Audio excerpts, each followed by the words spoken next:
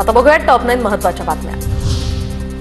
बीड जिल्हा दौऱ्यावर आलेले उपमुख्यमंत्री अजित पवार एसपी नवनीत कौवत यांच्यावर संतापले, तर हेलिपॅड पर्यंत लोक आल्यानं अजित पवारांचा संताप। दरम्यान आज अजित पवारांच्या उपस्थितीत महत्त्वाचे पक्षप्रवेश होण्याची शक्यता।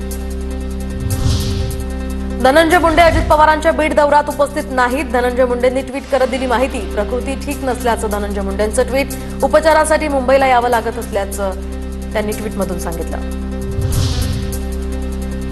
मंत्रिपदाला आवडेल, मंत्रिपदाच्या रिक्त जागेवर पक्षश्रेष्ठी योग्य निर्णय घेतील, आमदार प्रकाश सोळंकेंची प्रतिक्रिया।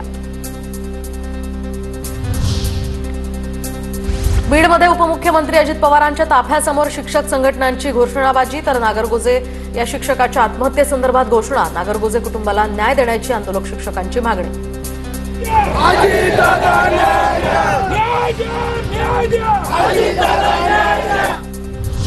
बिहार निवडणुकीसाठी महाराष्ट्र मॉडेल वापरा, अमित शहांच्या बिहारच्या भाजप पदाधिकाऱ्यांना सूचना। तर महाराष्ट्रामध्ये भाजपनं बूथ कमिट्यांवर प्रचंड मेहनत घेतली, अमित शहांची माहिती।